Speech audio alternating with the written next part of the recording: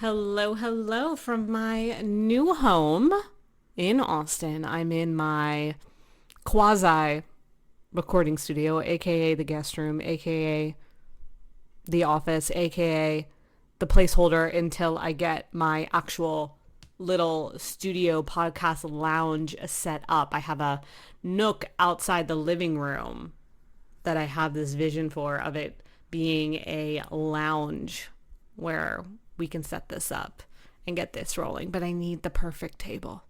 Not just any table will do. I'm not going on the Wayfair and getting a box and having to put something together. I want something special. I want something real. Just like you and me. But in the meantime, let's record here. Let's record now. Let me fill you in on all the things that got me here.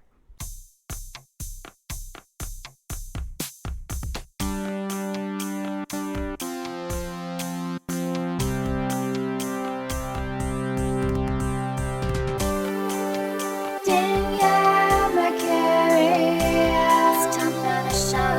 Danielle, welcome to the show. Danielle, Mercury, welcome to the show. Welcome to the show.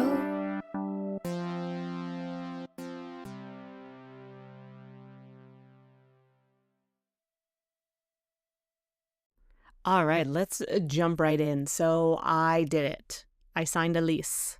After 13 months of being in between homes, we did it. We have a place that I now officially am accountable for every single month. How about that? We haven't even reached a month yet.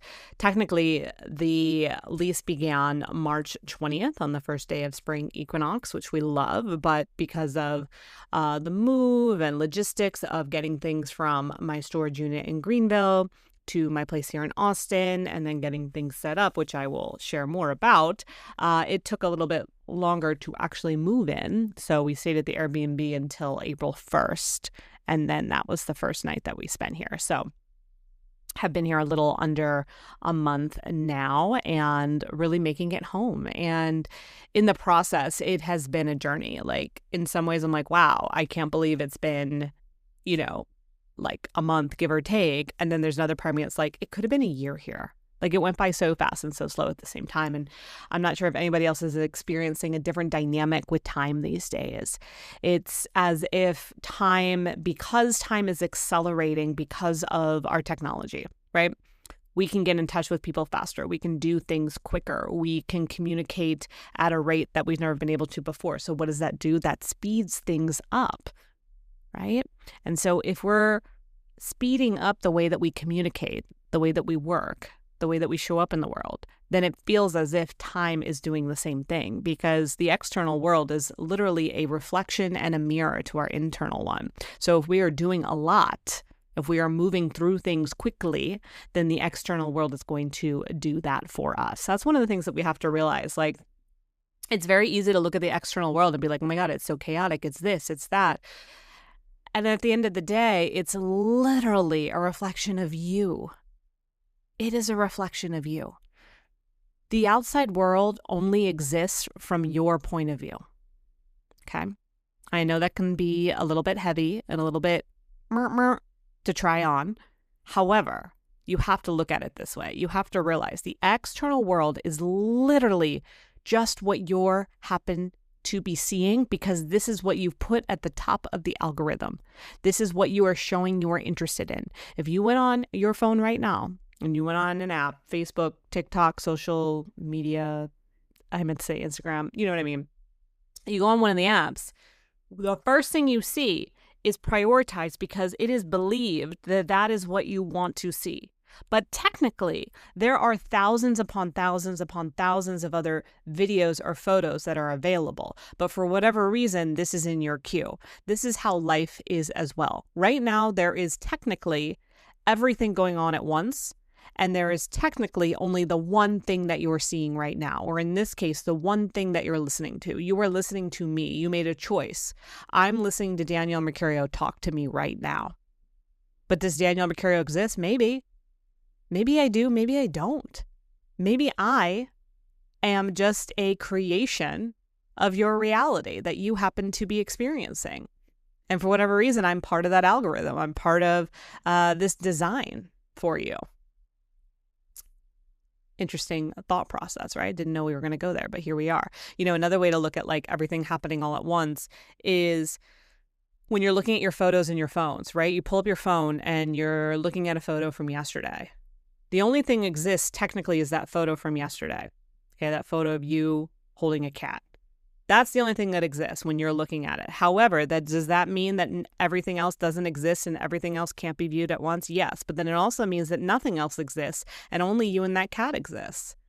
We can look at it both ways. So that actually works in your favor because that then gives you options and you get to decide.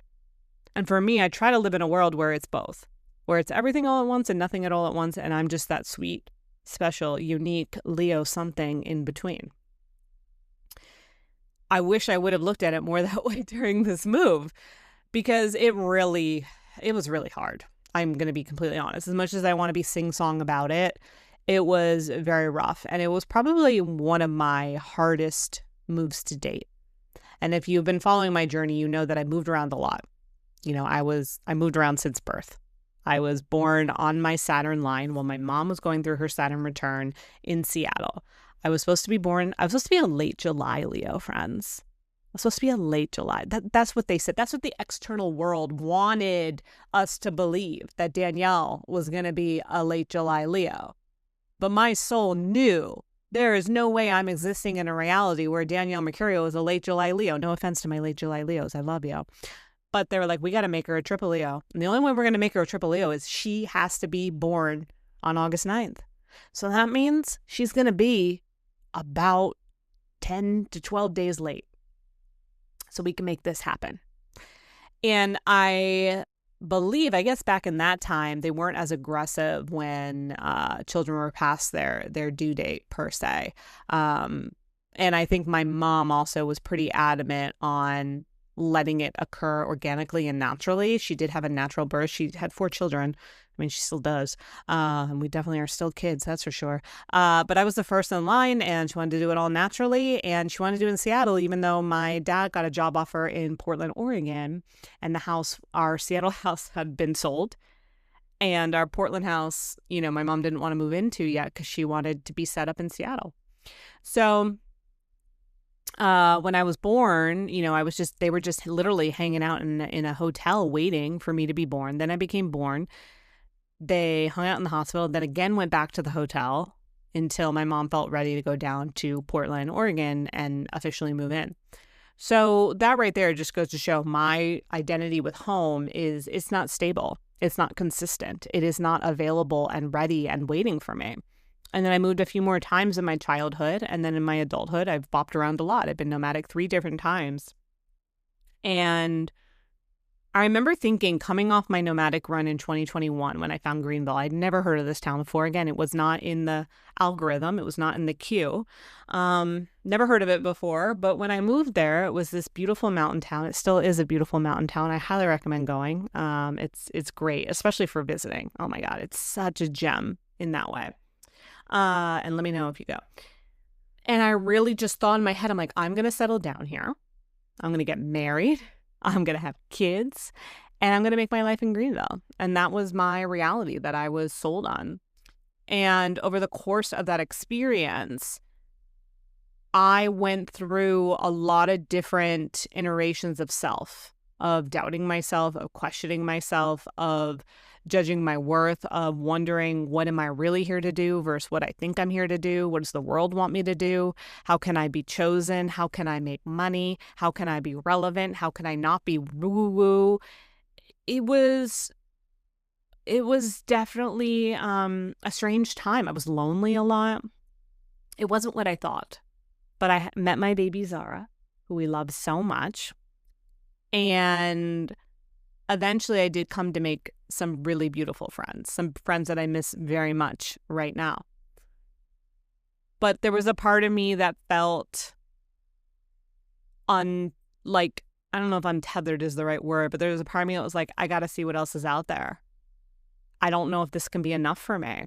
I don't know if I can continue to be in my 40s single living in a town set up for hospitality and families. And I don't say that to be like, oh no, I'm single, or, it was more just like, hey, let's say I don't meet someone. And that's not me being dramatic or me like, manifesting the wrong thing. I want to make sure that I live somewhere that I love independently and that I feel is appropriate for me outside of any kind of partnership. And I wasn't feeling that. And so because of that, I was like, well, where can I go? And that's why Austin came back on my spear. This is the third iteration of coming to Austin. And this time I'm like, no, I'm making this my home. I'm going to live here. And this is my moon line. It's my moon ascendant. And we'll be talking a little bit more about my connection to the ley lines and the grids here, but they definitely are looking for love, and they're definitely looking for someone resourceful to come in that is grounded, that is rooted, that is centered to help work them. So I know that's part of my assignment here. And I've come to recognize that home and helping people feel at home is the assignment here as well, which is really interesting. So anyway, let's back up to the move. Okay, so wrapped up Greenville, came to Austin. I actually came to the same Airbnb I was in last year, which was great. Just made it really easy. Was kind of back and forth between looking at places. Either they just, I was looking around and they just weren't it. They weren't it. They weren't it. They weren't it. They weren't it. And then this one neighborhood called Barton Hills, it's kind of like right near Zelker Park. And before you get into like Westlake, which is a little bit more suburban, but still very close to downtown, like just literally 3 miles from downtown Austin. I had a vision of living in Barton Hills when I was in Woodstock during the new year. And while I was in Woodstock, I had a vision of Barton Hills, and I kind of looked at some apartment complexes, and I was like, I feel like this is where I'm going to live. And so then when I got here, that's kind of where I started looking. And the apartments that I was looking at, I was like, man, not for me, not for me, not for me. And then I found this current one. It's off a road called Skyway, which we love. And I got an instant immediate yes. Like as soon as I pulled up, I was like, wait, I think this could be my home. It kind of has a Woodstock vibe. It was literally built by hippies in the late 70s who wanted a place to live close to the park and close to Barton Springs, which is a watering hole here. And I was like, okay, this is it. This is it. And I met with the leasing agent, and we're touring around and we're looking at places, and I'm feeling so good. I'm like, I love it. I love it. I love it. It was in my price range. I'm like, let's do the thing. And then over that weekend, this was early February, I just got this feeling of like, I don't know.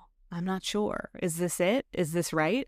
The places that were available, like I was looking for a 2-bedroom, were a little, I don't want to say small because that's not the right word. The layout was a little funky. Like it was a funky layout. Like the square footage, I think it was like 900 square feet, which you can do a lot with, living on your own. I do have a lot of clothes. That's the biggest thing.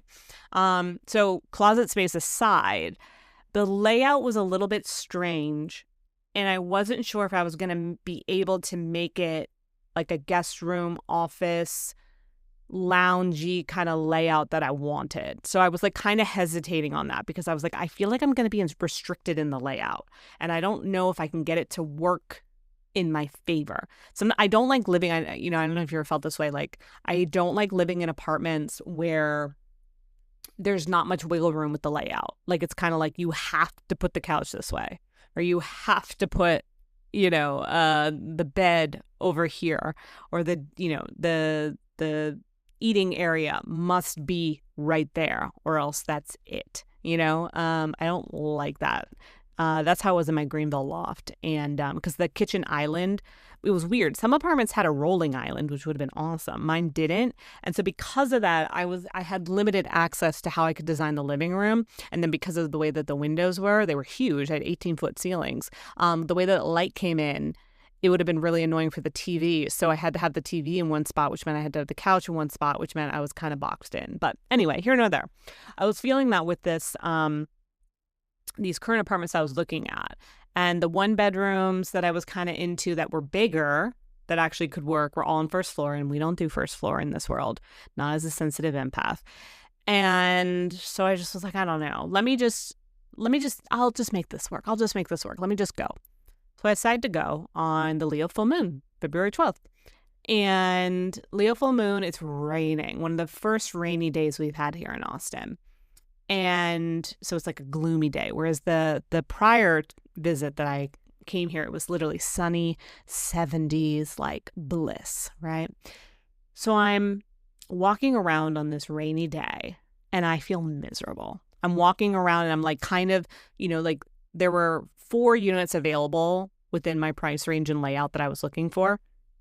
So, but like I couldn't go into all the units because some of them were still occupied, but I wanted to get like a full experience. I wanted to see what exactly does the balcony look out into? Where does the sunlight actually hit? What do the neighbors' balconies look like? Blah, blah, blah, blah, right? Because that's what I do. I mean, I read energetic patterns and I'm so attuned and sensitive to my surroundings that they have to be within a certain alignment for me to feel comfortable and safe and want to root and ground and say yes. And so I'm walking around and I'm like, I don't know about this.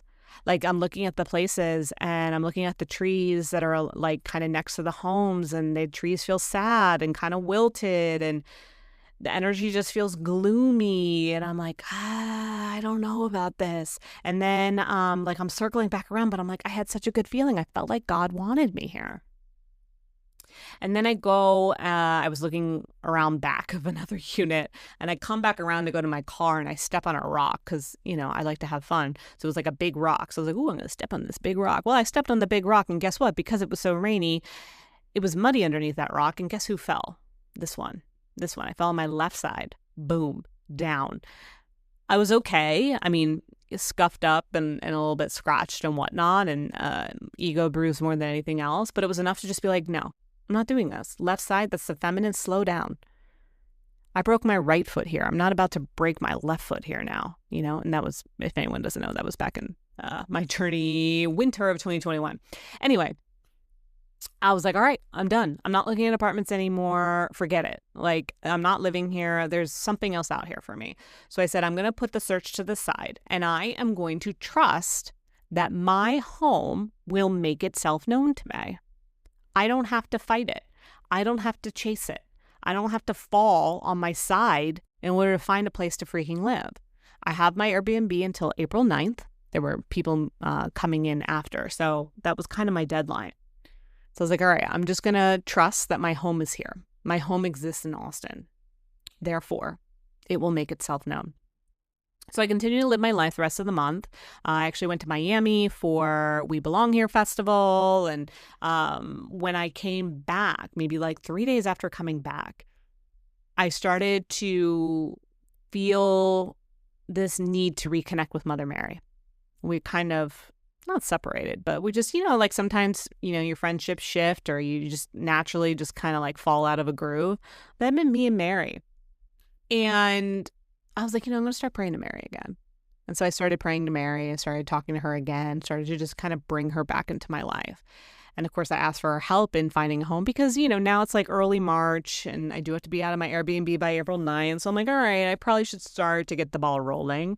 And the weird thing about looking for homes, it's like the weirdest thing ever, because there's this feeling of like, I have to prepare and I have to find something in advance. But then there's also this sense of like, once you find the place and if it's ready and it's yours. And it's like, boom, boom, boom, you're in. And it's like so sudden. It's such a interesting paradox. So all that to say, I start praying to Mary. And then I want to say 4 days into that, I get a ping. Go back and look up that apartment complex that you wanted so bad. The one where I fell. So I'm like, all right, let me look. And I look and I see there's a 2-bedroom, 2-bathroom available.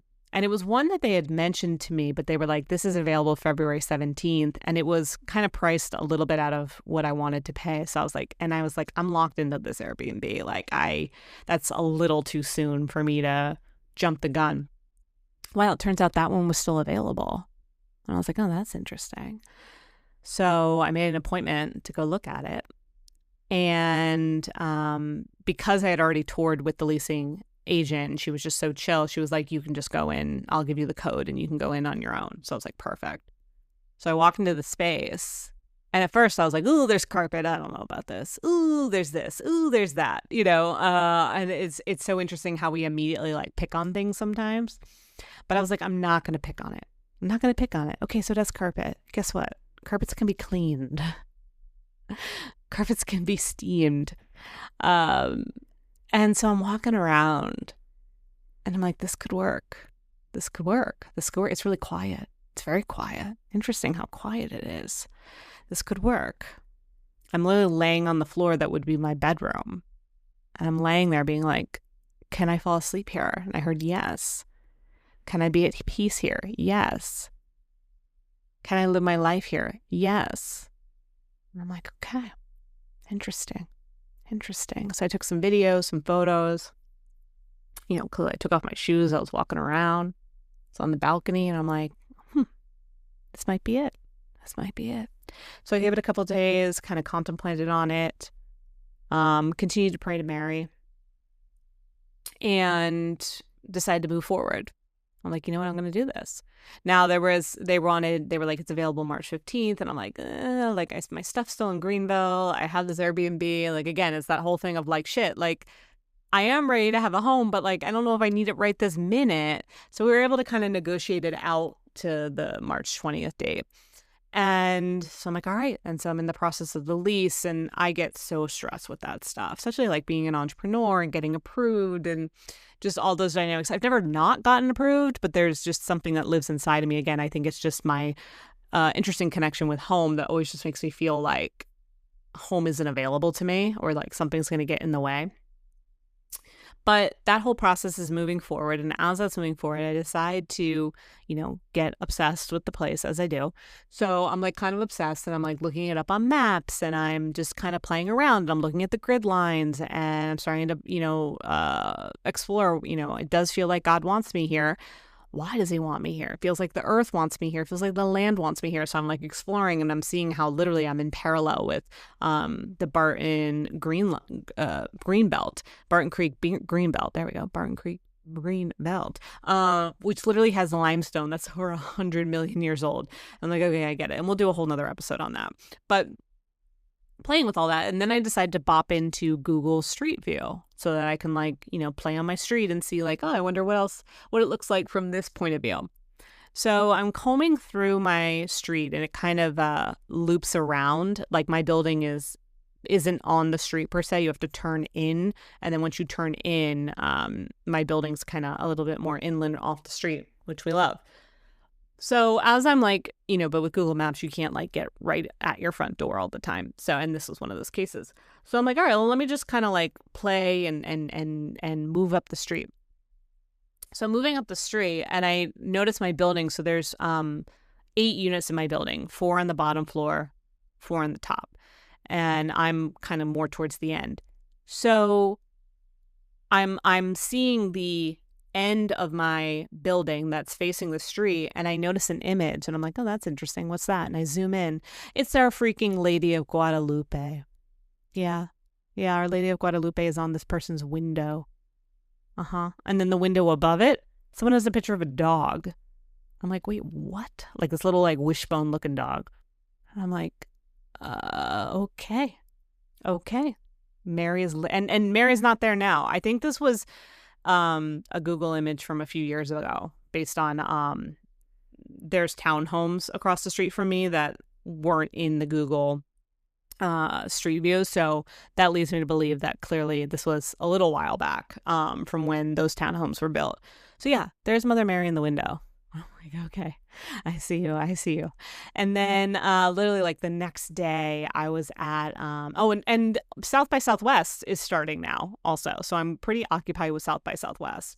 And there was like a pop-up happening at Perishing East. And so I went over to the pop-up, and there were some vendors and whatnot. And I see this one girl, and she goes, oh my God, do you know, I can't think of her name, but do you know blah, blah, blah? And I was like, yeah, why? She's like, you're wearing, like, I know her jewelry. And I was like, oh my gosh, yes, I love her jewelry. I wish I'd give her a shout out, but I can't remember. But anyway, I'm like, yeah, I love her, And so we're going back and forth, and I'm like, well, what are you doing? She's like, oh, I resell a lot of stuff. And so I'm looking at her table, and I see this gold ring that catches my eye. And don't you know, it's a gold ring that has who? Our Lady of Guadalupe on it. So of course I got the ring. Fast forward to a few days later, I am still in South by Southwest and decide to see, well, I'm very excited to see Zoo's documentary, ZHU. He's a DJ, and he made a documentary about his performance at the Grace Cathedral in San Francisco a few years back. And so I was really excited to see it. And so I'm sitting literally in the theater, like all set up, ready to go. So excited to see this documentary by this amazing DJ that I really respect and admire. And I'm going to be seeing him play later that night, which is really cool. And so it opens with him in a confessional praying the rosary, saying that he lost his faith. He doesn't know how to get it back. I was like, interesting way to start this, right? And the father on the other side of the confessional was like, well, what does faith mean to you? He was like, following your heart, being creative, trusting in something greater to merge with what it is that you trust. And that clearly resonated. And then we move into watching him set up what would be his performance at Grace Cathedral.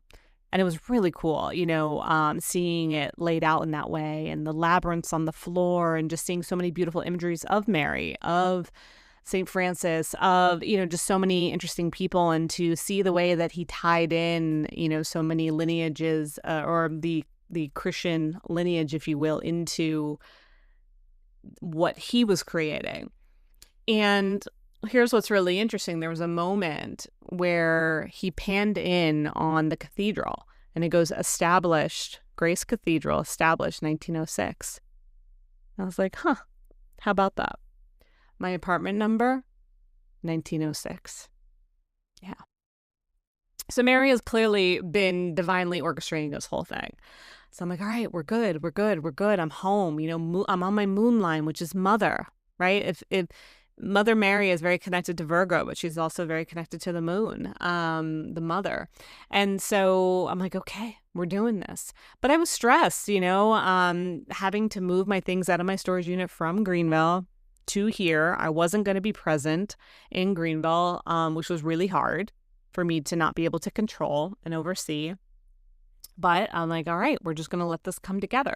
So I made all the arrangements as one does. And it turned out that my stuff from Greenville was going to be moved the same day that I was able to get my keys to my apartment here. So I'm like, all right, great. And pretty much overall, things went pretty well. I mean, there were definitely some kinks, but kinks, whatever. But day is done. And now basically we wait. I came here, I cleansed and cleared and recalibrated the entire place to make it accommodating for me. And was like, all right, now it's just a matter of waiting for my stuff to get here. And again, there was some weird stuff that happened, but I'm not going to get fully into it. But what I will get into is the truck arrives, and the way that it's set up, it's like a share, like you share it with other people. That's how you get like a discounted rate. So my stuff was in the back, and the truck was empty minus these two like barricade doors that were kind of like sealing my stuff. And I couldn't open it on my own. It was just it was just too hard. I didn't want to hurt myself. I actually did a little bit trying. So I was like, all right, let me stop. But I was like, let me peer through. I peered through the doors, and it looks like a fucking dumpster. All my things look completely destroyed. And I'm like looking through in total shock and horror. Now, with that storage unit in Greenville, I didn't save everything. I got a 10 by 10 unit. Everything I saved with intention. Anything that didn't feel relevant to me, anything that felt like extra, anything that felt like it could be replaced, I got rid of. There was no point in me storing it. So the only things that I stored were things that really did hold value to me. So to look through and see that, and then to realize I couldn't even get in, which was probably for the best, was horrifying. Not to mention the next day, it is pouring rain. So the two guys that I hired to help me unload, we couldn't do it, which in hindsight I see as like the rain was blessing my things here in Austin. Then the following day, the two guys that were going to help me canceled within the hour, which I knew it. I could feel it all day. I could feel it looming. I was like, this isn't happening. And normally I'd be so chill about it. But like in this case, I was like, I just want to see the damage, And again, it's not like I'm so tied to material things, but it was the fact that things that I cared about may be destroyed. It was the fact that, I hadn't had a home in 13 months, and this is the only thing I have that is home in this physical world, and it's destroyed. And I know that a lot of people can relate because, the world right now, I mean, the fires in LA, the flooding that happened in Asheville, and just, every day there's something that occurs to somebody somewhere where their home is damaged. So I don't say this to isolate myself that I'm a unique scenario of having her things ruined, but just sharing from my lens, from my perspective, from my experience, from the algorithm that wanted to be shown to me for whatever reason. And so so then I had to hire 2 new guys. So 2 new guys came the next day, and they were great. They were exactly what I needed to be. They were so nice. They were empathetic. They were really helpful because there was a lot of broken glass and, just moments of like, hey, like, we want to show you this. Hey, what do you want to do with that? And just kind of like helping me navigate the whole process. And it was jarring. It was not what I wanted, but at the same time, it was my reality and it was what was happening. And so I had to embrace it, and I had to look at it as like, this really is a fresh start. This is more of a fresh start than I've ever realized. And it didn't feel like I was being punished, but it definitely was jarring, and it definitely was nerve-wracking, and it definitely was confusing in moments. But once I started to settle in, and once I started to share what happened, and, started to get more things on Facebook Marketplace, and get a couch and start to look at ways that I can repair some of this furniture. And once I got everything unboxed, I realized that felt like less of a big deal. And what the big deal was the fact that I'm home.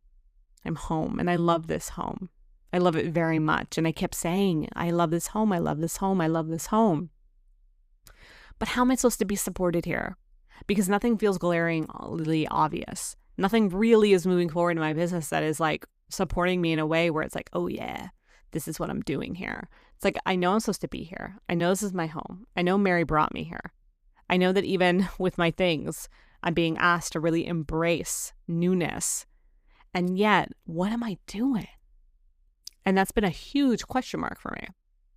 Not to mention, when we talk about home, so my 4th house in astrology, in Western astrology, the 4th house is home and family foundation. It's in Libra, and that's my Saturn. So my Saturn, which is rules, karma, discipline, what it is that we're overcoming. So I was born on my Saturn line, which is in Libra, and then my Saturn Libra is in my 4th house of home. So we know, okay, that's where Danielle has to learn.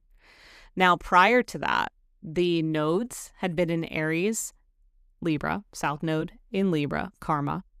And the eclipses have been in Aries and Libra. Eclipses are change, radical shifts. So it's no surprise that my 4th house was imploding over and over and over and over again. And then finally this month, the full moon that was on April 12th in Libra was my relief because there was no eclipses tied to it. The nodes had shifted into Pisces and Virgo. And I feel that I was free to be home. If I accepted it, if I acknowledged it. So I was like, okay, I'm free to be home. And then it started to piece together. What if you could help other people feel at home too? One of the things I'm very gifted in is reading homes, reading the energy patterns, clearing the spaces, noticing where things are stuck, misaligned, noticing how people that used to live in a home still are living in the home. It's interesting that we luckily are taking more time to meditate, to do self-care, to clear our energetic fields, to do things like Reiki on our bodies and our mind and our spirit. But why aren't we doing it on our home? And I'm not talking about Ghostbusters. Yes, there's ghosts. This place actually doesn't have any ghosts. One of the biggest thing I realized when I came to this apartment, it had been really neglected, and not in a bad way, not like in a like neglected, trashy hoarder kind of way, but just like the people that live there just live there, they were just very basic, and the home just was like, wow, you care about me? Wow, you're paying attention to me? Wow, You're like clearing me and cleansing me. I like this. I like that you're loving on me. That was the energy here, which is cute. So, but no ghosts, right? So, there can be ghosts, but for the most part, usually what's haunting us in our homes is like I said, the echoes of the past. You could be in a relationship with someone, married to someone, you get a divorce and decide to keep the house. So you stay living in that house. Let's say you lived in that house together for 5 years, okay? For 5 years, that person that you lived with, most likely you slept on your own side of the bed. Most likely when that other person woke up in the morning, they got out of one side of the bed. They probably had a routine where they got up, they went to the bathroom. Maybe they got a glass of water. Maybe they checked their phone. Then maybe they took a shower. Then they got dressed. Then they made their coffee. Then they got ready to go to their car so they could go to work. And they did that day in and day out and day in and day out. Don't you think that made an impression on the house? Don't you think the house became used to that loop, to that track? Yeah. And when that person physically leaves, guess what? Energetically, it's still getting out of bed every morning. It's still taking a shower. It's still making its coffee. It's still getting ready for work. So there's a parallel existence that's happening in your home, even though you physically separated from them. Energetically, you may not have. And so I know how to clear that. I know how to pull that. I know how to see that. And I've been doing it behind the scenes for friends, family, clients that have asked about it. But I never really brought it publicly because I don't know, I never really, I thought about it, but I was like, well, what am I going to do? And I think there was kind of an image again of like, am I a ghost hunter? Am I just saging people's places? But it's like, no, it's so much more than that. And, I do grid work on the land, part of what I'm doing here in Austin. And I was feeling it. I was like, Austin needs a lot of work land-wise. It's very tangled. The trees and the roots and there's a lot of reworking that needs to happen, and I'm happy to do it. But I was kind of like asking, the universe and talking to the land, and I was like, okay, I know you want me to do this, but like I can't just do this full time. Like I do need to be paid. I have a 3D reality that I'm tending to. And then that's when I got the idea of bring this online. Then start clearing other people's homes, because that is going to impact the land. And start doing it remotely, start doing it with them together in collaboration, and start doing it in person. Begin doing it in residential and commercial spaces. And call it Triple Leo House, because that's who you are. As a Leo sun living on her Leo moon ascendant line, this is how we want you to show up. You've done enough work personally around home. Now it's time to work on other people's homes. And that feels really, really yummy. And if you had told me that that's how this journey of home was going to come together, I would have been like, that's interesting. But I want to do more with AI. I want to do this. I want to speak. I want to do that. And it's like, yeah. You can. Totally, Danielle. But we don't really need you working with the air element so much right now. We need you working with the earth element. Because the earth right now needs to feel supported. The earth right now needs a stronger foundation. And the rest will come. We want you to think about this. Were some of the things you were doing because your nervous system wasn't grounded? Yeah. Were some of the things you were doing because you were so in a space of wanting these big things to happen so badly that you weren't letting yourself land? Yeah. Okay, that's true. It's time to land. It's time to be home. And so I'm really excited to have this as part of my offerings, and I see my journey in Austin being a little different than what I thought it was going to be. It is going to be one that's more connected to earth element, the homes, bringing more online around astrocartography, grid work, things I've been doing for years. And there'll still be meditation and retreats, weaving in the cosmos with the land. And there'll still be AI, but again, that's a conversation for another day of my current feelings on that, which have actually shifted a lot in a humbling way. And I'll close with this really interesting moment that happened to me last night. I was working on my website, just getting things updated, really kind of bridging in more of this ability to remember who you are. I really just want to help, and my hope for this upcoming season is to help you feel more at home with yourself. in whatever way that needs to happen, through your physical home, through your spiritual home, through your sense of self, through your awareness, through your education, whatever it may be. So I was working on my website most of the day and got ready for bed. And I was like, and I had this journal. So I've been doing less journaling online. Like I've been using ChatGPT or like my notes to kind of journal and write down thoughts. And I used to write all the time, like literally religiously. Write in my journal. And I stopped when I started to get more into AI. So I've had this journal that I noticed that I stopped around 2 years ago. And that's about when I got into AI. So I was like, yeah, just start writing in this journal again. And I just wasn't doing it, but I was carrying it around with me everywhere. When I was making my coffee, when I was sitting in meditation, I'd bring the journal. I've been bringing this journal around with me for weeks. And then finally last night I was like, all right, I'm going to get into bed and I'm going to journal. Get into bed, open up this book, this journal, and it goes to December 2nd, 2022. And it says, I embody the land and the cosmos. Actually, I'm going to read from it right now.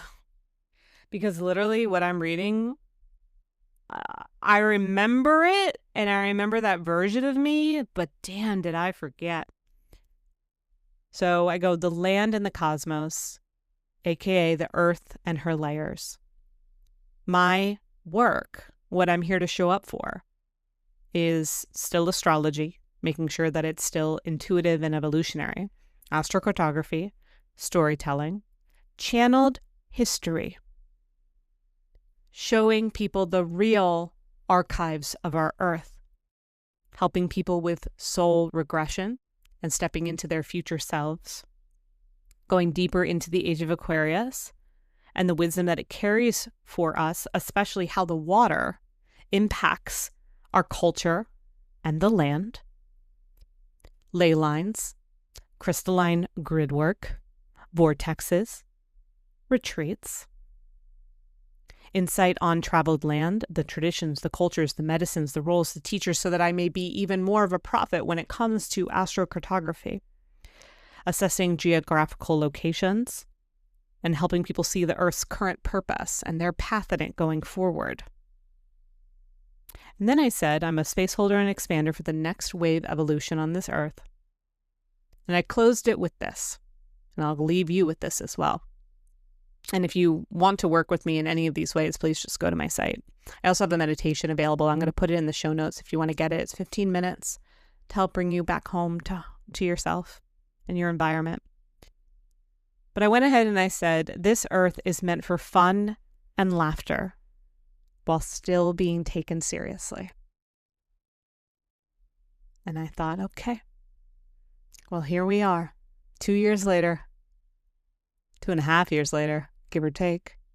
And I'm here for it. I'm here for this earth being fun and joyful while still being taken seriously. And I extend that invitation back out to you. Thank you for letting me share. I appreciate you, and I love you.